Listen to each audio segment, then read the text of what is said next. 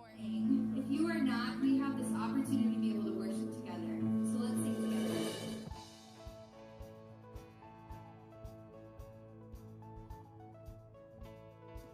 Sing, I was buried. I was buried beneath my shame. Who could carry that kind of weight? It was my turn till I met you. I was breathing but not alive. Till my failures I tried to hide. It was my turn till I met you. You called my name and I ran out of that grave, out of the darkness into your glorious name. You called my name and I ran out of that grave.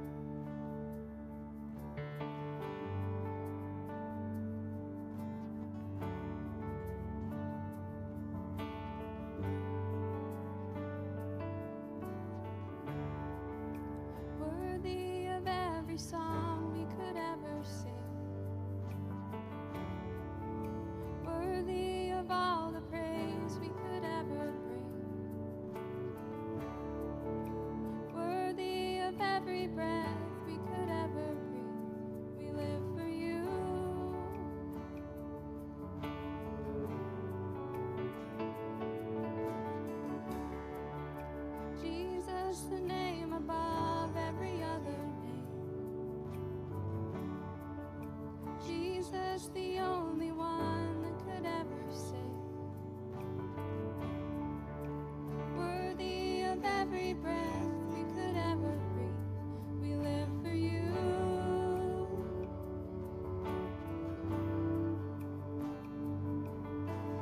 Holy, there is no one like you. There is none beside you. Open up my eyes in wonder and show me who you are and fill me with your heart and lead me in your love to those around me.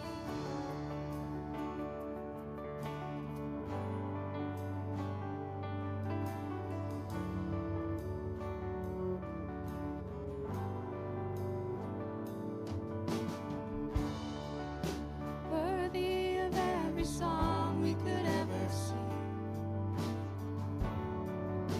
Worthy of all the praise we could ever bring. Worthy of every breath we could ever breathe. We live for you.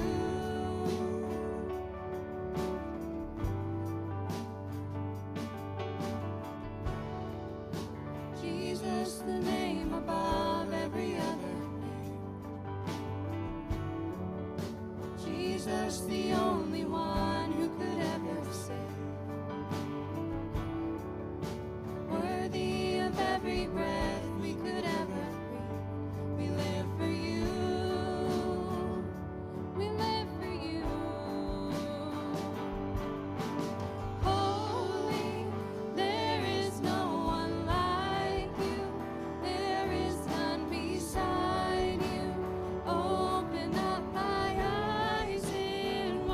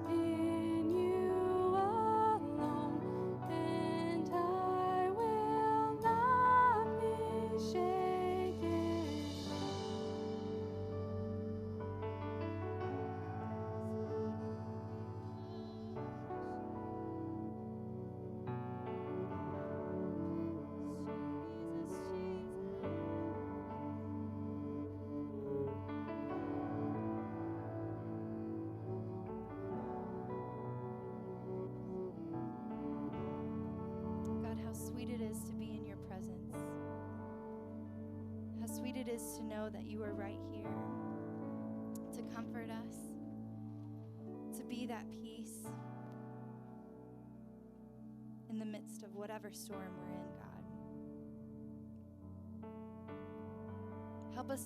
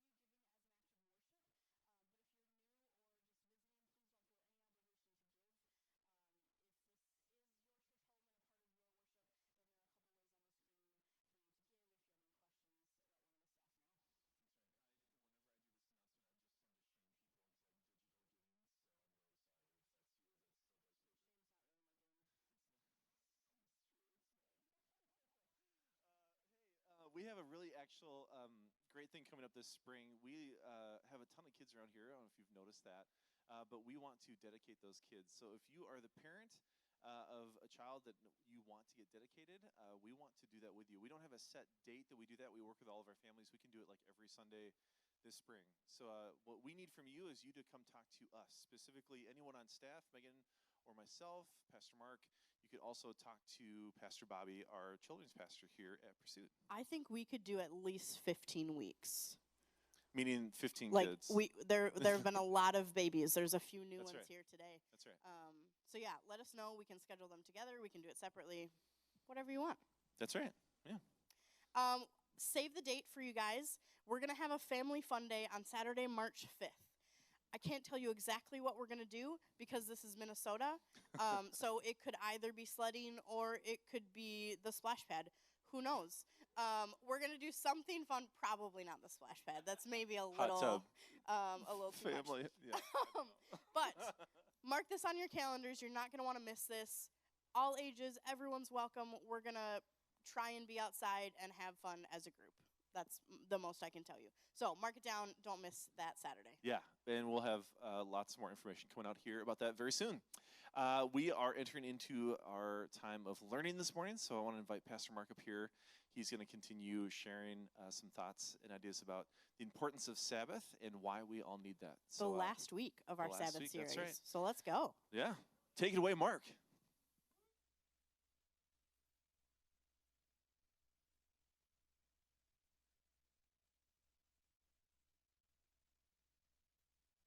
Everyone at home who missed out on people catcalling me. That was wonderful. Also, if you're at home, we're going to do communion at the end of the sermon. I realize my hat's on, but I need to tighten this before I take it off. So thank you for those of you giving me gestures. We're going to do communion at the end. So if you are at home, you might want to go grab some goldfish and some juice and get yourself ready for that too. So yes, we are doing the last week in our Sabbath series, and we have talked about a whole lot of angles on what it means to do Sabbath and why we should do Sabbath. And yet, I've still had conversations with people that reflect the tension I think happens depending on what your personality is. So we need to do a little personality test here just to make sure to see what kind of person you are. Recently, I started taking my kids a different way to school because we moved. And so now the best way for me to go to take them to school is actually to jump on to 694 for 2 or 3 exits to get to the Little Canada exit when their school is right there. And if you're coming off the Little Canada exit, you come to this really wonky intersection. It's got 6 different ways that you could go. And when you pull off of that off-ramp, you are at a red light most of the time because you're the smaller, the main road is you're going to be entering onto it. And at that stoplight, there is a no turn on red sign, okay? So this is a personality test, all right? Let's just say, this is completely hypothetical, okay? Like, let's not make any judgments about anyone who drives this route every single day, 2 times a day. Okay, so let's say you're running a little bit late. I know, I'm not me for sure, never running late. And you're counting down the time. 8 o'clock is when the school starts. You're trying to drop those kids off as much before 8 o'clock as possible. Sometimes you're there 10 minutes early. Sometimes you're there 5 minutes early. But on this day, it's 7:59, and you're at this off-ramp. And you know the school is less than a minute from the exit. And you can make it. You can get there by 8. But you come to this intersection, and you can see that there's a sign across the way that says no turn on red. But also, you can run all of the scenarios in your head and realize that if you turn on red and you turn quickly down the frontage road next to the highway to go to the school, you're not going to get in anyone's way. Okay? Some of us are people who would stop at that stoplight, and no matter what the situation was, we would never, ever, ever turn right. Anybody? Anybody a rule follower? Okay. By the way, I'm not advocating for throwing the rules of driving out the window. I'm just saying this is a completely hypothetical situation. Some of us understand that right turn on red sign is probably for when the highway access gets really backed up right around rush hour, 4 o'clock in the afternoon when there's like tons of cars coming from every direction. But you know that as you look at this intersection, that rule was not created for this moment. Anybody in that camp? Okay. So we have some rule followers, and we have some people who are, let's just call it, they, like, when a rule comes, they're contextual rule followers. Okay? And you could ask the question, okay, what's your threshold? If you show up at that same intersection, and it's 3 o'clock in the morning, and there's not a car anywhere in sight, and no police officers, because you'd see their lights somewhere, maybe if they could see you, do you still wait until that light turns green, or do you go even though the sign says no turn on red? Okay, there's a limit to our rule following for everyone, probably. You say, okay, well, not for me. All right, let's just say you had a spouse in the car. I'm going to put myself in the male, from the male perspective, that my wife is giving birth in the car at the moment, and we're on our way to go to the hospital at 3 o'clock in the morning. Then is it okay? Right? There's some of us who would follow the rules no matter what, and there's some of us who would be contextual rule followers. And so I need you to decide which kind of person you are from the beginning of this sermon, because there will be 2 different applications for those of you who are rule followers and those of you who are contextual rule followers. Okay? Because when it comes to Sabbath, when we start talking about it, and this specifically came out of a conversation that I had with someone who was saying, okay, I do Sabbath, and what I do is I just don't do anything. And then at the end of the day, when I haven't done anything, I feel like I got behind in stuff. I feel like I didn't accomplish anything. I feel like there was not a lot of value to what I did. To which the conversation went to, well, that's probably because not doing anything is not what Sabbath is. And then the question begins to be, well, what is Sabbath? What are the rules to this? And how do I do this right? Okay, which is a hard question to answer, because it was very easy for the Jews to answer that question. They had rules upon rules upon rules upon rules around Sabbath, and when Jesus came, one of the things that he just crushed the most was this religiosity spirit among the Jews, where they had figured out every single loophole, every single possibility, and had created rules around every single thing. Okay, so like how far do you have to walk before it becomes work? what can you and can't you do to take care of your animals? Is feeding them work? Should you feed them on the Sabbath? What about cooking? If you're making food for your family, is that considered work? Right? And there was all these rules about what they could do and what they couldn't do, and everyone was really crystal clear on what was work and wasn't, what was Sabbath and wasn't. And Jesus came and he railed against it. He came and dismantled it. He came and actually said to everyone, you're missing the point of what this is about because you're so wrapped up in the do's and don'ts, the rights and wrongs, that you've missed the idea that there was a heart behind this, a reason for it. So the way that we've been talking about Sabbath is that, God has given us this gift so that we can remake our identity on a weekly basis. He has given us this gift so that we will continue to worship and have worship as a priority in our lives. He's given us this gift so that we don't get too tied up into the culture around us or into defining ourselves based on what we accomplish at work, what we produce. That doesn't become the biggest part of who we are. That every week there's a reset that happens that allows you to disconnect from all that and say, I am not what I do. I am not what I produce. I am not, just the sum of this crazy life of doing all these things.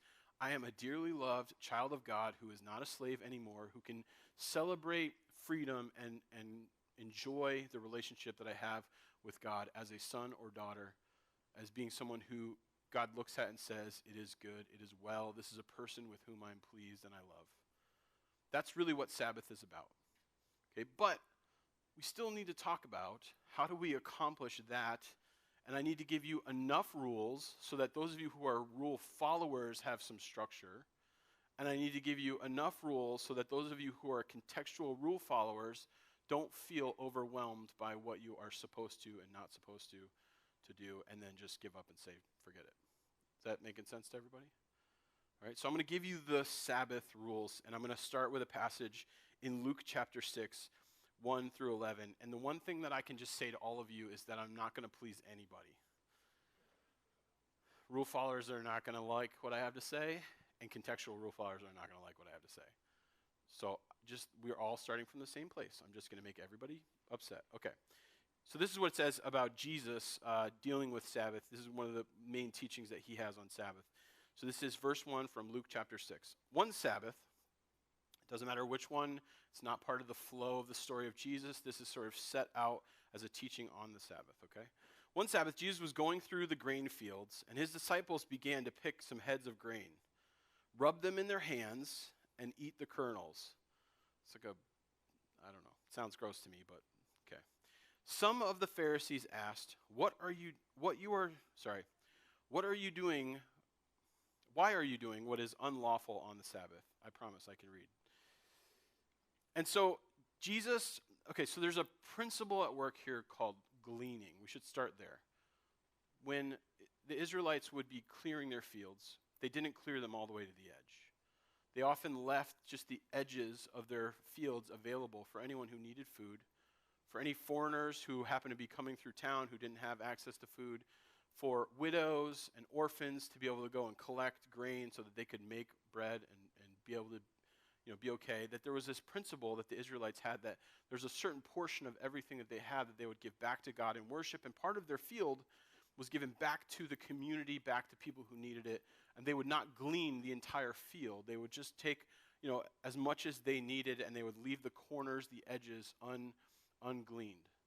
So Jesus walking through a field, he's not stealing this grain from anyone. It's there so that people who are hungry, who need it, can have it. And as Jesus is strolling, it sounds like, through the field with his disciples, they are picking off little tiny heads of grain, rolling them. This is the wheat and the chaff. If you go back to the story of Gideon where he's like, getting rid of the chaff, you throw the wheat in the air and the chaff blows away and the wheat comes down. They're doing that with their hands. They're getting rid of the chaff. They're eating the kernels. Does not feel like work, does it? Does it feel like work? Doesn't feel like this should be considered work. But the rules that the Jews had, you can't go and you can't take anything out of your field during that day because anything that you reap would be considered work, and this is reaping. So they challenged Jesus on this. Why are you doing what is unlawful on the Sabbath? Jesus is allowing his disciples to break the rules, to have contextual rule following in their lives. Why? Because it's stupid. That's it. It's stupid. There's a lot of these rules that made no sense, that were ridiculous, that if they were following to the letter of the law, caused them more pain and more suffering than they actually created space in their world to be remade by God on a weekly basis. That they had lost the point of what the Sabbath was all about, and they had couched all of this in so many rules that they knew whether they were in bounds or out of bounds, but they also missed the idea of what this was actually supposed to be. If you're a rule follower and you're so stuck on following the Sabbath completely from beginning to end, following every single rule, you can miss what this is actually supposed to be about. Okay? Just want to start there and have a conversation with those people and say, you can find yourself in the situation that the Jews found themselves in, where you are following so many rules that you're actually missing the Sabbath completely. And what happens to you in that situation is you start to take those rules and put them on other people, and then you start ruining it for them too. Okay? We need to step back and say, what was the heart of why God gave us this gift? And what was the point? What was he doing? Why was he asking us to do this? So he goes on. Jesus answered them. They asked that question. Why are you doing what is unlawful? Jesus answered them. Have you never read what David did when he and his companions were hungry? He responds to the question because Jesus is he's an argument ninja, and he just knows exactly how to deflect and move in another direction. And he's like, hey, I'll get you because I'm going to bring up David. He's your guy, right? And I'm going to show you a place where he broke the rules, where it was totally okay. So he says, hey, haven't you heard what David did when he and his companions were hungry? He entered the house of God and taking the consecrated bread, the show bread. This bread was used in worship and not to be eaten by anyone who wasn't a priest, okay? He ate what is lawful only for priests to eat, and he also gave some to his companions. Then Jesus said to them, the Son of Man is the Lord of the Sabbath. He said, hey, remember when David went in and did what he wasn't supposed to do and contextually followed the rules, where he wasn't supposed to eat that, and he definitely wasn't. You could make a case maybe he's a priest or on his way to being a king, which puts him, but he definitely shouldn't have given it to his companions. Now, in this situation, David was running from Saul. Okay, he was in a desperate situation, and his men were incredibly hungry, and they had no place to stop and find refuge and to eat. And so he, out of desperation, went in and took the consecrated showbread in the temple and ate it and gave it to his people. And he was never condemned for it. There's never a time where God was like, and then what David did was so wrong, and he's got to pay for that. It means that these rules, these consecration, these ceremonial laws, they're not like the laws that we have around the sort of the Ten Commandments. So let me give you an example. Okay, so the law, the Ten Commandments saying you shouldn't lie, right? That you shouldn't lie. There should never be a time where you lie.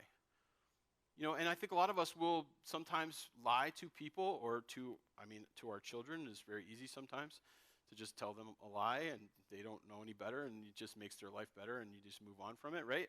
There's times where we would say, we would make an example, we would say something like, well, that's a white lie, it doesn't have any bad repercussions, it's not going to hurt anybody. We would come up with ways to justify lying, but we know that you should never lie.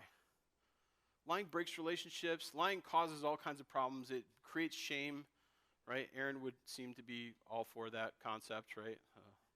Creates shame in your life. It's something you should never do. But when it comes to eating the consecrated showbread, it seems like there might be a scenario where that's okay.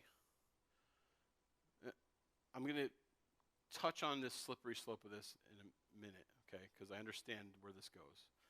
What I'm saying is there's two types of law. There are ceremonial laws and there is law. Okay? The Jews knew the difference between these two laws. So there's law. Don't wear two different types of threads in your garment. There's law about eating specific things. There's laws about menstruation cycles for women. There's laws about, and all of these things had ways to come back from breaking them because there were situations where you wouldn't be able to follow them or you weren't supposed to follow them every single time perfectly, okay? I'm not giving you a way to justify your sin, okay? So stop trying to find the loopholes. This is exactly what we're talking about. there's different kinds of laws. The Sabbath is definitely ceremonial law. Now, it's in the Ten Commandments, and God says, I want you to do this. I want you to have this as part of your rhythm, but the how you do it is very ceremonial. That there is context how you celebrate this law, that there was context how the showbread was used in worship, that there's situations where God would say, great, that's okay. You didn't follow the law exactly, but it's a ceremonial law. And often when we look at ceremonial law, the reason why it's not set in stone forever is because there's something coming that will replace it. That actually that law is pointing towards something that'll happen that will now take away that law or will fulfill that law, and we know who that is. That's Jesus. Many of those laws in the Old Testament we don't follow anymore. It's not part of what we do as believers because Jesus fulfilled those laws. He came so that they would be fulfilled. And now we're not stuck in the slavery of what it means to follow hundreds and hundreds and hundreds of regulations.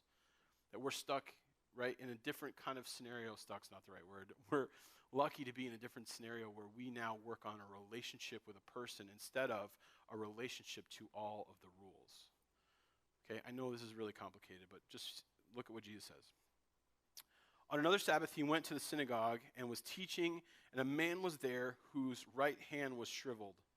The Pharisees and the teachers of the law were looking for a reason to accuse Jesus, so they watched him closely to see if he would heal on the Sabbath. But Jesus knew what they were thinking and said to the man with the shriveled hand, "Get up, stand up in front of everyone." So he got up and he stood there. Then Jesus said to him, "I ask you, which is lawful on the Sabbath, to do good or to do evil, to save life or to destroy it?"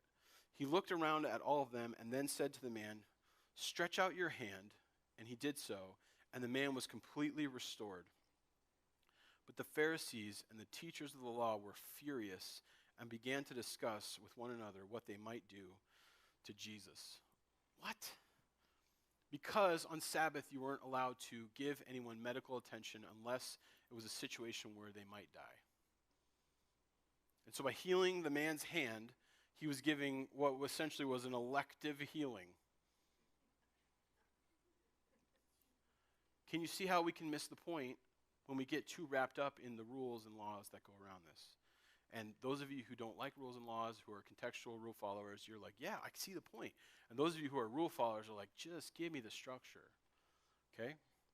So I want to give you some ideas or rules that go around kind of what it looks like to do Sabbath in a way that is both honoring to the reason why this was given to us, honoring to the God who gave it to us, and useful for you to be restored. There's a reason why it says the man held out his hand and he was fully restored, because the Sabbath was designed to restore us.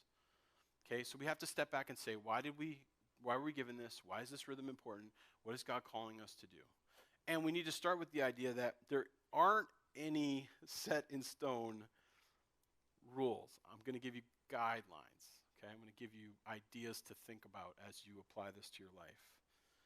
That there are no rules, there are only principles, there are only guidelines, that you are trying to honor the Spirit, not live by a law or by a set of rules that only put you in more danger of doing it incorrectly and finding yourself in a legalistic religiosity sort of standpoint. Okay? The first is, what I want you to think about is this. Remember that the Sabbath is a gift for you. Jesus, in another section of this exact same passage, you find this in all of the three of the Gospels, says, "I am the Lord of the Sabbath." The Sabbath, you were not designed for the Sabbath. The Sabbath was designed for you. The idea being here that you're not supposed to fulfill all the rules so that the Sabbath is fulfilled. You're supposed to enjoy this gift that was given to you so that you can be restored and you can enter into that shared history of what it means to be a believer in God and remember who you are and strip away some of the things that have been done to you this week when it comes to believing the culture around you, to being a workaholic, to taking your identity on into another area, given your work, to look at your productivity as being too important, to look at things being done in your own abilities as being too important, and for you to step back and exercise faith that God will make up the difference between 6 days of work and 7 days of work. That's the heart behind it. And this has been a gift that has been given to us, that when Jesus says that we need, that if we want to find rest, that we can come to him and he will give us rest, that his burden is light, his yoke is easy, that he's called us to enter into this relationship with him and he will give us rest, that there are different kinds of rest. And a lot of times the kind of rest that we're getting is actually not the kind of rest that restores your soul. Okay, both of my parents have sleep apnea, and they have sleep apnea machines. They've had these for, 20 years. Our family's always had 2 sleep apnea machines. At one point, when I was like in my 20s, I took some of their old sleep apnea machines, cleaned them all out, reset them up, and I was like, I'm gonna use this. This sounds like it restores your sleep. That you go to sleep and this sleep apnea machine will just pound you with all this air, and it'll just make you breathe really well. And I thought, I'm snoring. They both have sleep apnea. I probably have it anyways. I might as well enjoy this. And it was great. I used this sleep apnea machine not on a prescription, not because I had tested it. By the way, later I tested it, and I don't have sleep apnea, which I was kind of frustrated about because I wanted them to give me like a sweet new machine. And it was like amazing. I woke up feeling great. There was something about it that restored me. And you realize that the people who struggle with this, like the reason why they're not getting restorative sleep is because they're waking themselves up every 45 minutes, every hour, sometimes even more than that. And if you try to sleep 45 minutes or an hour a night, ask any new parent, do you actually get restorative sleep? You don't. That REM sleep takes time, right, to happen. It takes time to happen. It takes, a certain amount of time before you're really getting that restoration that's happening when you sleep. And if you wake yourself up every 45 minutes or an hour because you're struggling with, some health issue, or got an upset stomach, or there's, acid reflux, or you have anxiety, or you have a baby who's screaming for you every, 15 minutes or whatever, you find yourself in a situation where you're not getting restorative sleep because you're not able to sleep long enough and let yourself get to that deep amount of sleep. This is a gift to you, and it's supposed to be something that brings you a depth of rest that you cannot get any other way. That we try to take little breaks, we try to take vacations, and those are great, and they're, restorative in their own way. But that this rhythm brings you that depth of rest that you can't get any other way. And that reminds us that Jesus is this source of rest, that he is the one that gives us rest, that he is the one that takes the burden off, that he is the one that takes the yoke away, that he is the one that has given us freedom from the slavery of this world and the culture around us and the sin that holds us down. That he is the one that brings us the true rest that we need. And if we're just getting a little bit of it here and there, then we're not really getting the rest that we need to be healthy. So remember that the Sabbath is a gift for you, and run any law through that idea. That you don't exist for it, it exists for you. Okay, here's the second idea. Pick a day and prepare. Pick a day and prepare. If you're going to take a whole day off, you need to prepare to take that day off, or you won't. We were talking about on the podcast this week, we had Mr. Bjorn on, and he was talking about having Sabbath in his family and that rhythm that they've kind of adopted, and it was sweet. It even challenged me, like I got to think about this more and think about how this works in our family, and think about how I'm explaining this to my kids and discipling them. But one of the things we talked about was that if for them, their rhythm is to take Saturdays and prepare so that they'll be ready to rest on Sunday. That the running around and the errands and all the chores and doing the stuff around the house and getting the projects done, that those things all take place on Saturday so that the house is serene, so that the things are cleared away that you don't need to have anxiety over, so that you can put the phone away, so that you can spend the time with people that you want to spend time with, so that you can have the rhythm of having rest. That if you don't choose a specific day and keep that locked in, you probably will jump all around, and you probably will do it sometimes, and you probably won't actually get the restorative rest that you need from it. And you'll be struggling with the anxiety of the things you're putting down and not dealing with, and the things that you need to do, and you probably won't enjoy it the way that you need to unless you prepare to do it. Those of you who are contextual rule followers are like, I don't need to prepare for this. And those of you who are rule followers are like, I want to get everything in order so that I can actually rest, right? There needs to be some sort of, and generally, by the way, these two, sometimes they're, you have a marriage or relationships that are like the two of the same people, but often, and husbands and wives are doing this, right? So pick a day and prepare. Don't jump around. Don't do it when you need it. By the way, if you wait till you need it, you're too late. This is something that fills your tank over time. And if your tank is empty and now you're going to jump into taking a day of rest, oftentimes it's too late for it to really work, and it's going to take time to kind of build. And we talked even a little bit about that too in the podcast this week, that like if you miss one, you feel it. Your family rhythm feels it. You feel it. That you get to a certain point where you need it. And if you're going to be serious about resting, you need to get some work done to be ready to rest. And I know that sounds crazy, but the chores, the running around, the cooking, doing the lawn, getting homework done, etc., prepare. Do those things ahead so that you can rest.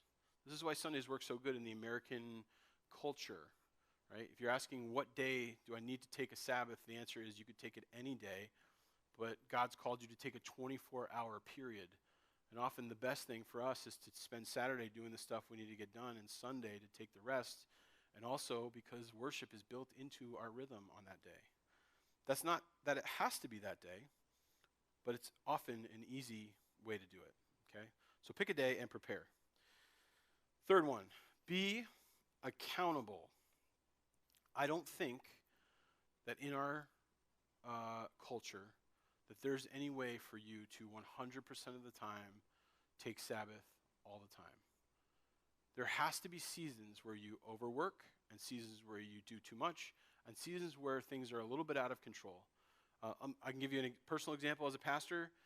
In the fall, at Christmas time and at Easter time, I'm not getting as much Sabbath as I get during the summer, during the in-between section of the fall, during the in-between section of the spring and the winter into spring.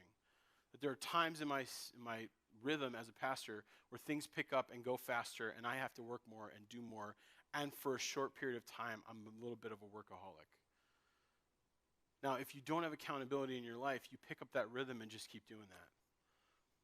For me, even, it was a hard conversation to have with the family about planting a church, because to be perfectly honest with you, if I was like gonna, from the very beginning, talk about what the rhythm was gonna look like, it was gonna be too much for the first 3 years getting the church off the ground. And it kind of was. And now we're in a place where things are a little better and a little more under control. We have a better rhythm. We have more staff, more volunteers, more people to pull things off. It's not all on me at this point. It's not something I have to be the first one in and the last one out and to do everything. But that took time to get there. And so for a short period of time, a year or 2 or 3 in this situation, or for a season, I had to overwork and I had to do some extra. But if you don't have accountability in your life, and in this situation, accountability was my wife. It was like, you want to stay married? You should probably take more Sabbath. I'm not saying things are bad. Things are great, okay? So don't misunderstand me. But and it was staff members, too, saying, hey, okay, like, let's take a break here. You've done enough. Let's take some more Sabbath here. Let's take care of yourself. And they've been great, pushing me to take care of my own health and to be really resting well. And I think we've pushed each other on the staff. We have on our Slack, our communication as a team, sort of an app that you use that's kind of like somewhere between email and text messaging. We have a bin or whatever, a category called envy-inducing vacation photos that we are required to put pictures up when we go do awesome stuff to give everyone else a hard time that they're not doing awesome stuff, so that we will encourage each other to take more vacations so that we can make fun of and take it out on the rest of the people that we work with. We have a weird culture, okay? I'm not saying this works for everyone. But to say, like, the accountability is there to use all the vacation time. The accountability is there to stop someone after a season of rest and say, okay, power down now for a little while. get back into a better rhythm. I think if you don't have that accountability in your small group, in your marriage, in your friendship relationships, that if you don't have that accountability in the relationships that you have, you can get into a rhythm where you overwork and you just continue to overwork because that's the reality of your life. And if that's the reality of your life, you're missing out on what it means to be restored and have rest. Number 4, focus on restoration and worship. Focus on restoration and worship. The point of Sabbath is to be restored. The point of Sabbath is to worship. And I was having this conversation with the rule follower again, and they were like, well, I don't know if everything I can do on that day can be worship. Like, is it all worship? Like, should I be listening to worship music when I'm doing stuff? Like, should I just, power down and take a nap? Is that worship? Look, the Jews have a word for a Sabbath nap. It's okay. When you're talking about the way that your day goes together, to do things that restore you, to do things that bring you joy, to do things that are things that you delight in, these are all things in bounds that God wants us to do that bring us restoration. You should maybe start by stepping back and making a list of things that bring you joy and restore you. And thinking about how those things can be integrated into a day of rest that allow you to, at the end of the day, feel like you've been restored. Not to think about the things that you didn't do, but to feel like what you did was valuable. And yes, it should include some worship, and it should include some downtime. By the way, one of the things that God was doing for the Israelites when he had that idea of gleaning was to say, don't get every ounce of work out of your work. You're not designed to go to work like a wicked person 6 days a week and then stop and be restored. That there should be a rhythm to what you're doing, and it should be in balance. And when you get to the week, that restoration day, that you should be doing things that restore you. So there should be some worship, there should be some downtime, a chance to have some downtime. I know parents are rolling their eyes. It's going to look different in different seasons of life. And then some time where you actually do things that spark some creativity or some restoration in you that might be considered work for someone else. When we talk about worship I think sometimes gets this weird conversation around it because a lot of people, when they talk about worship, they're talking about singing and singing only. And worship is so much more than just singing.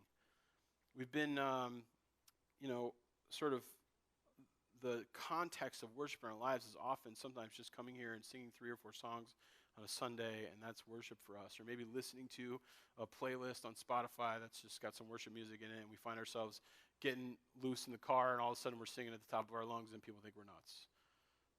Not you, just me. Okay. But there's a lot of ways to worship. And one of the books that I love to go to when I start talking about this concept is called Sacred Pathways by Gary Thomas. And I want to just give you a couple of ways that you might relate to God in worship and things that you might bring into your Sabbath because you are this way. There's a slide for this. Ruben, can you go to the next one? Ways of worshiping God. So here are a couple ways that often people relate to God and worship best with him.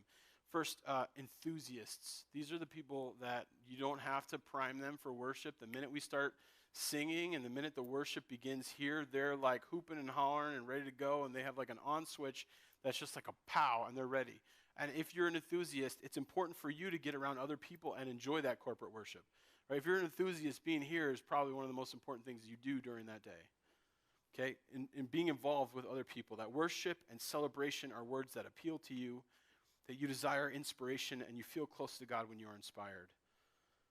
So learning how to experience true worship and discovering why you were created to celebrate and getting around people is probably the pathway for you if you're an enthusiast, okay?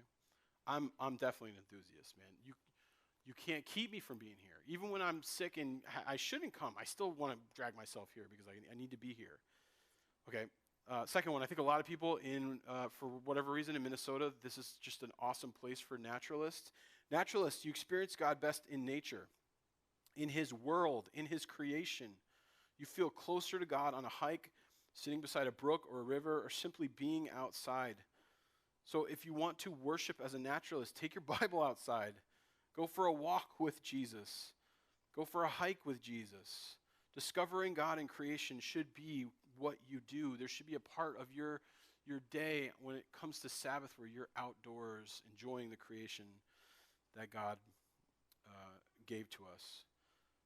Sensates, I know that's kind of a weird one, but you appreciate beauty, art, music. You're someone who worships around those creative endeavors, those artistic endeavors. You feel close to God when you're listening to music, when you're working with your hands, when you're viewing art, when you're doing photography, when you're creating art, that this is a chance for you to worship in those ways. It could be part of your Sabbath to create and to enjoy some of those things. Activists, you want to be part of a social or evangelical cause. You feel close to God when you're taking faith risks and you seek growing dependence on Him while striving for justice and against evil. Your Sabbath might include you being part of a rally, going to serve at a soup kitchen, making a meal for somebody who's in need, doing something where you can actually put your faith to work. I know that sounds crazy because you're not supposed to do work, but it's a way for you to worship God. Traditionalists, you're drawn to God through ritual, symbol, sacrifice. You need something tangible to do to draw you close to God. And I think if you're a traditionalist, that in your quiet times when you spend time with God, that there are ways to do,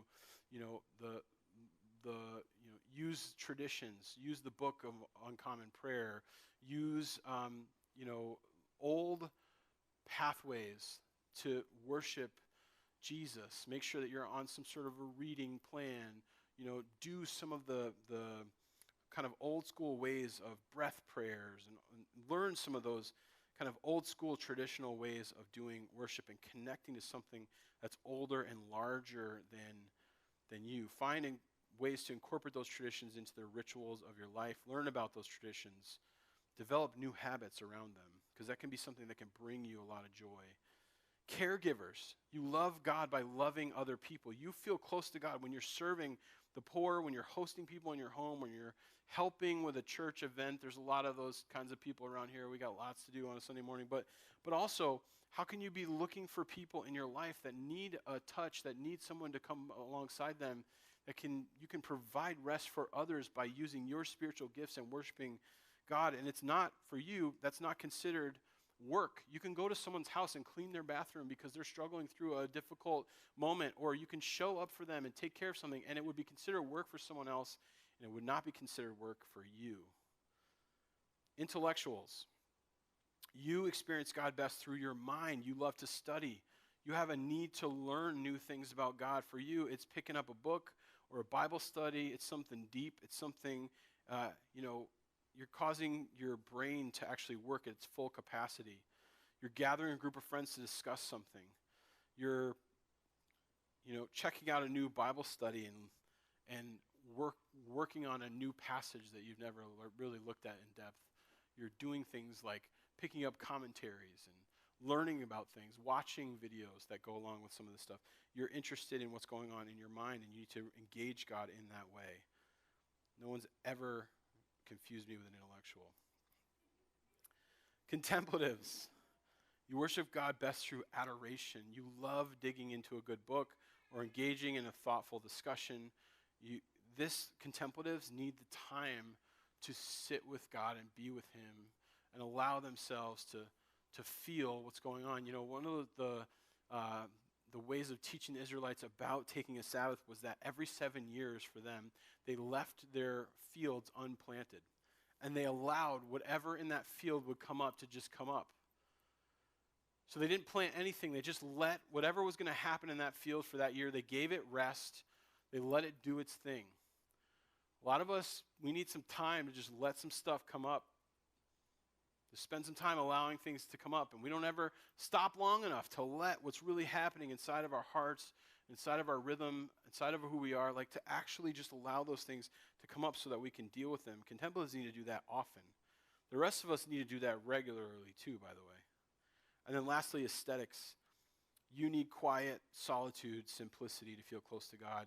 You benefit from a silent retreat away from your phone or other external distractions. If you're one of those people, you need to turn the phone off.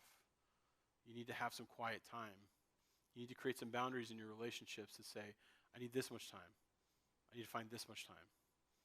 I'm not just an introvert, but this is how I worship God. I need some quiet. Again, if you're a parent, you're laughing at me. But there's different ways to worship God, and I think as we look at our Sabbath day and we think about what's in there, yes, we should unplug for a time. Yes, we should worship as a community. That's why Sundays are great for this. Yes, we should worship and find ways to relate to God in some of the stuff that we do, to understand that it doesn't look the same for everyone, that you don't need to go around singing all day long or having worship music on in the background or, praying for 12 hours, that the way that you might relate to God and worship Him is completely different than someone else. For somebody who tinkers in their garage all day long or whatever, like maybe on Sabbath you're working on a project that you're never going to make any money on, and it's a labor of love. It's something that you just want to do as part of who you are, right? Maybe for you, if you're one of those people that loves to serve and wants to be out, wants to make a difference, you are finding ways to use your gifts in ways to bless other people, which could feel like work to someone else. For those of you who are naturalists, you have to find ways to get nature into your rhythm. So this looks different for every other person. Like there's not rules to this and how this should look for everyone. It should look different to every person who now applies this rhythm to their lives. All right, last one. Last idea here. Rest in the work of Jesus. I don't want to overstate this, but part of Sabbath is identity, and it is retelling the story to yourself over and over that you're no longer a slave, that you've been made free in Christ. That my work is finished because God's work is finished. That He does good work, and I can rest in the work that He does. That He stopped, so I stop. That I'm not a slave anymore because of God's work in my life. That my value is not in my work or my production. It's defined by Jesus. That you rest in the work of Jesus. And Jesus is interested in the restoration idea, not recreation. Now, recreation can be part of your Sabbath, but Jesus is not interested in recreation. He's interested in restoration. He's interested in taking you and restoring you to who you're supposed to be. Look at what Colossians Chapter 1 has to say about Jesus. This is what it says. I'm going to read you the first couple verses, but then I'm going to focus on 19 and 20. But just listen to 15 to 19. The Son is the image of the invisible God, the firstborn over all creation. For in Him all things were created, things in heaven and on earth, visible and invisible, whether thrones or powers, rulers or authorities, all things have been created through Him and for Him. Everything that was created was through Him and for Him, which includes you. He is before all things, and in Him all things are held together. And He is the head of the body of the church. He is the beginning. He is the firstborn from among the dead, so that in everything He might have the supremacy. The first section is talking here about the supremacy of Jesus, and then it shifts to what Jesus is trying to do in verse 19. Here we go. Here's the slide. For God was pleased to have all His fullness dwell in Him, that Jesus was the fullness of God in the presence of a person, and through Him to reconcile to Him all things, whether things on earth or things in heaven, by making peace through His blood shed on a cross. That in everything Jesus was doing, He was reconciling things to Him. That everything that was broken was supposed to be reconciled. That everything was damaged was supposed to be reconciled. That all of His creation that held the scars of sin were supposed to be reconciled to the person of Jesus through His shed blood on a cross. And this idea of reconcile in this section is the idea of bringing back a former state of harmony. That when we talk about the peace and the restoration that God brings, He's bringing back some harmony to our lives. He's restoring us to a place of harmony, a place of peace, a place where we don't live in that sin or that anxiety all the time, but there's a reprieve every week where we get worked on and restored, and things are made new, and we are remembering who we are. In chapter 2, it says this. It continues on the same conversation. Therefore, don't let anyone judge you by what you eat or drink, or with regard to a religious festival, a new moon celebration, or a Sabbath day. These are a shadow of things that were to come. The reality, however, is found in Christ. He says, you're going to look like a weirdo if you do this right.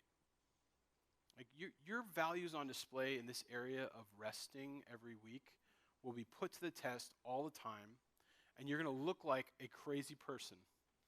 That if you do this, if you take this seriously, that if you get this rhythm going in your life, that it's going to be kind of a massive problem for you as you move forward.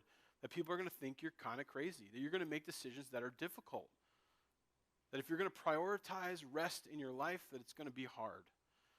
That you're going to have to stand apart from the rest of the world. So he says, don't let anyone judge you when you decide to do this Sabbath day. Do what's best for you. Don't worry about what the world says about it.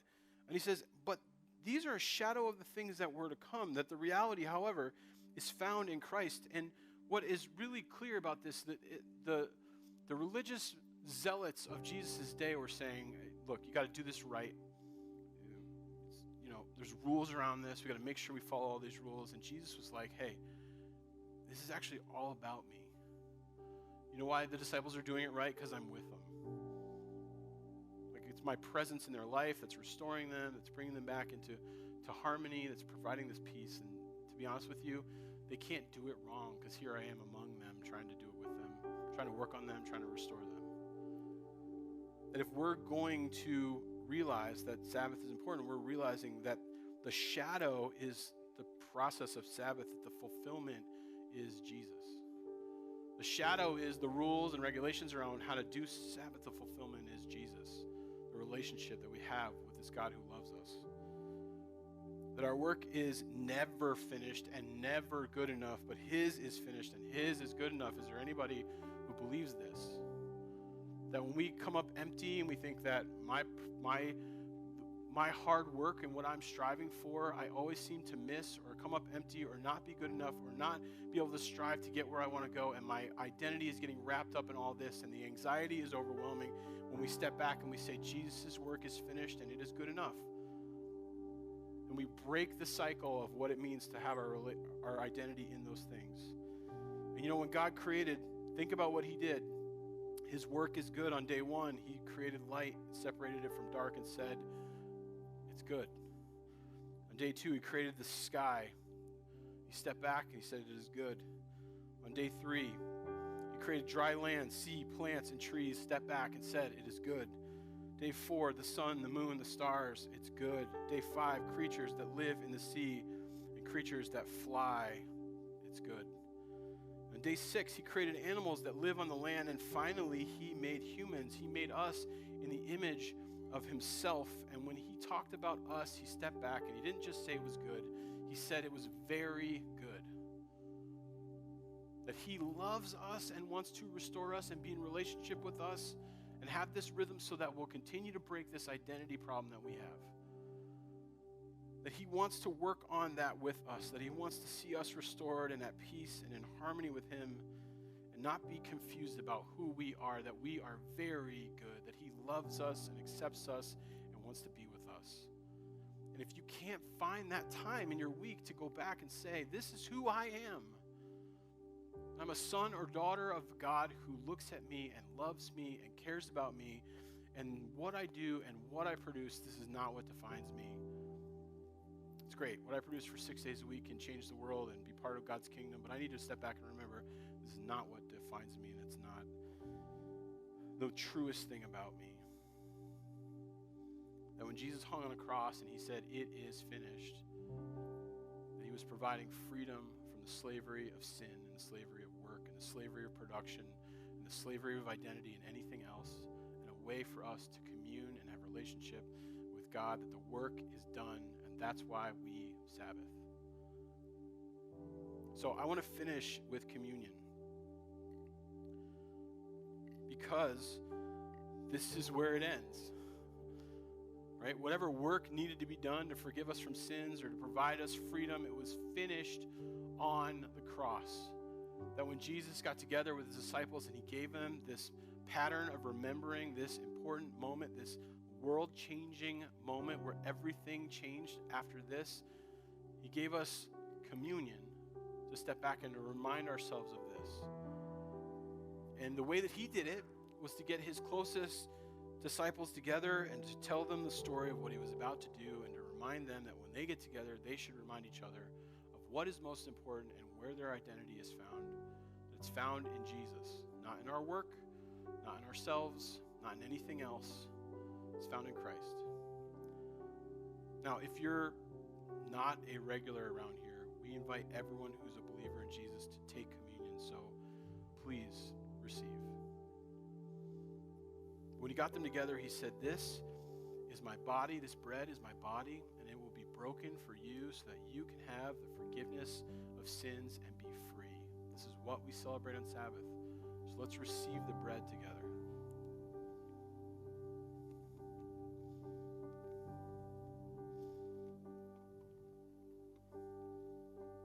And then he said to them, "This cup represents a new covenant.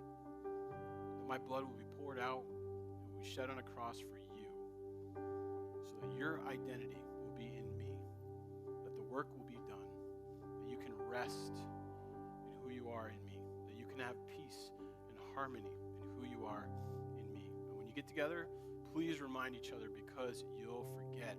Your world will get crazy, everything will crowd it out, and you'll start getting focused on things that aren't the most important thing. This is the most important thing.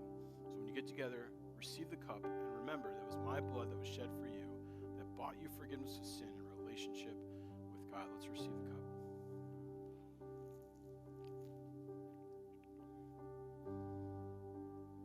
Jesus, thank you that your work is finished, that our relationship with you is restored, that you've called us to put down the identities of this world and to remember that we can rest in our relationship with you.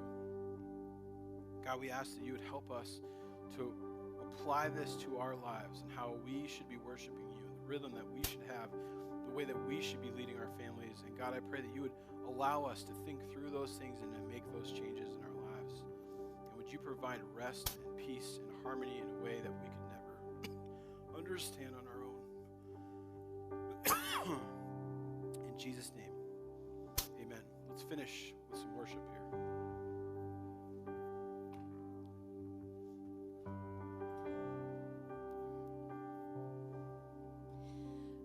I hear the Savior say, "Thy strength indeed is small. Child of weakness, watch and pray.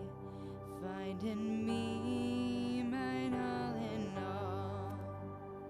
Oh, Jesus paid it all, and all to him I owe.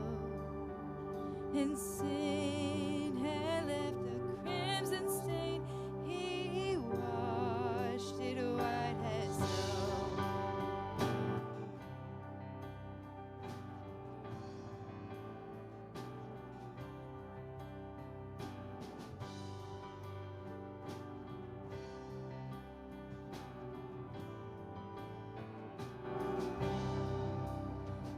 Lord, now indeed I find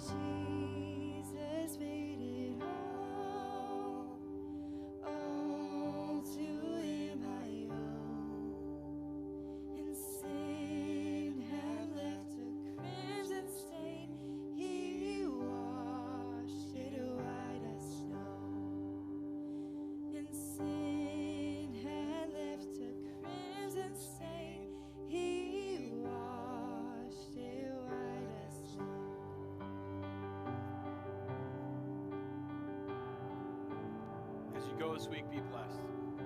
Pray that God would use you to build his kingdom, and he would bring peace, harmony, and rest into your life. That you would look so different in this world as someone who's rested, who knows who they are, that it would draw people into relationship with him and build his kingdom. I ask this in Jesus' name. Amen. Love you guys.